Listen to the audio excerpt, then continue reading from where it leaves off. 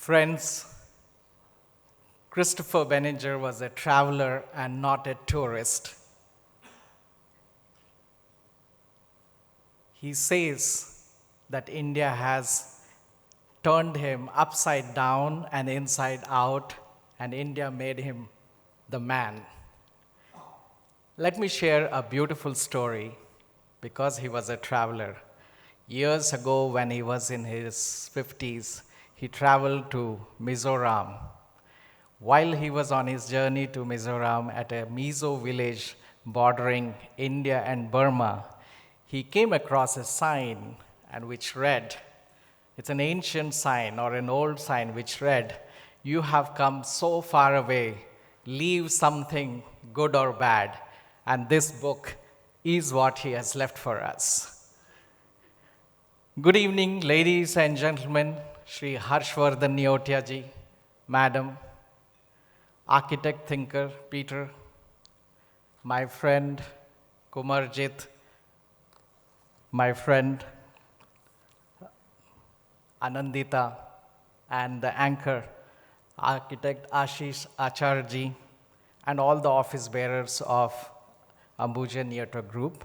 Thank you for inviting me over here to witness this August gathering as we celebrate the release of this book as well as witness the 8th Charles Correa Memorial Lecture, which we'll shortly listen to architect thinker Peter as we witness today at the Royal Bengal Room in Kolkata. Charles Correa and Christopher Charles Benninger both shared Charles in their name. While one shared it as a last name, the other shared it as a middle name. Both studied at MIT, both introduced different narratives of modern architecture in their times of emerging India, inspiring many young students and architects in search for meaning for architecture. Both furthered their intellectual pursuits by writing books on issues that deeply concern them about the built environment in India in particular. Both were masters of their craft of architecture, creating timeless buildings. What could be more important platform for me to release this book than this one? I'm truly honored, and this is a fitting tribute to late Professor Christopher Benninger, whom we have lost just a few months back. This book is a sequel to Christopher Benninger's first book, which became a bestseller book in 2011 for almost 18 weeks. Subsequently, it was translated into Chinese, Gujarati, and Bangla in Bangladesh, while it is getting translated into Persian also as we speak, and into Hindi and Marathi. So friends, this is a sequel, and this book is called The Great Expectations, Notes to an Architect, which he has been just able to finish writing just before his demise. Professor Benninger describes he had the good luck of having great gurus and great teachers. He believed that the greatest form of good luck in anyone's life is to have good gurus. He was blessed with friends, wise men, mentors, and gurus and colleagues. He went out searching for some of them, and some found him in return. Friends, if I may say, surround yourself with wise people. He often said that if I was a young architect, I would first design a structure called me. One should design oneself as a strong person, just like a good structure of a building, and imbibe values and principles.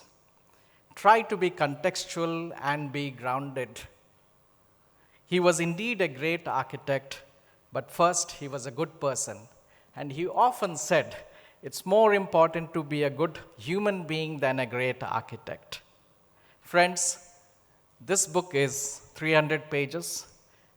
It took me almost about 15 hours to finish this cover to cover. That's almost like 3 minutes a page. If you guys decide to procure your copy today, I will be very happy to sign it for you. It may take over a weekend to finish it, or if you want to kind of ponder on it, an hour a day, it would be a fortnight to finish this beautiful book. It's a very free-flowing book to read. This book is a chronicle of his life's journey on the path to find the spirit of architecture. This book is full of anecdotes and experiences from his pursuit of architecture, spanning more than half a century, most of it in India. This book is divided into 4 sections, each section dedicated to the architect at a specific point of their life. The architect in making, which is the student, the architect in the studio when he freshly starts after he graduates, architect in the labyrinth in his middle age when he's pondering upon his issues on what he's thinking about, and the architect in history, how he wants to be remembered. Let me tell you one more story. Christopher, during his first visit to India in 1968, he visited along with one of his Harvard colleagues, Banaras, Varanasi. They were traveling together in a boat. They were impressed and inspired by the ghats and the buildings and the history of Varanasi.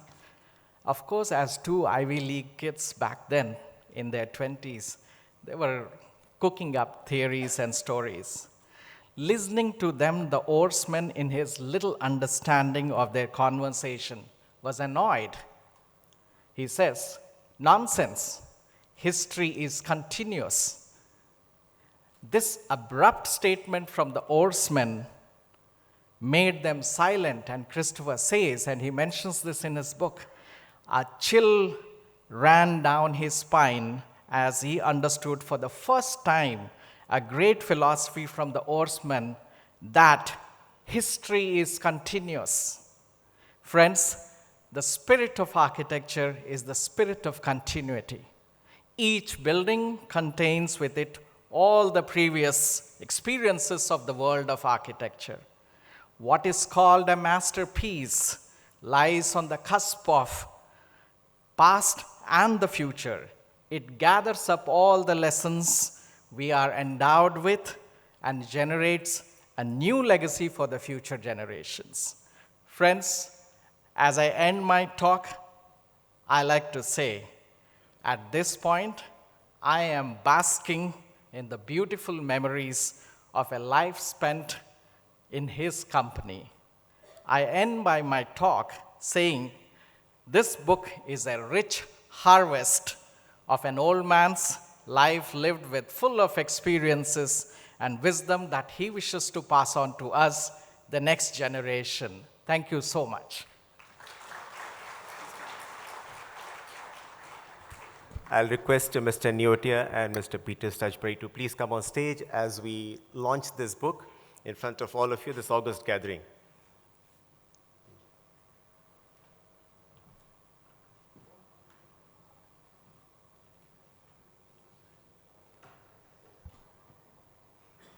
From what we have heard is so exciting. Please, a round of applause for this wonderful initiative.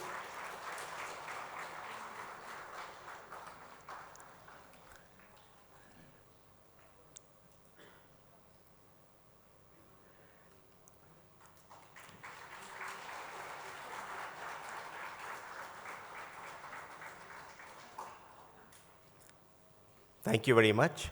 I'll request Mr. Neotia to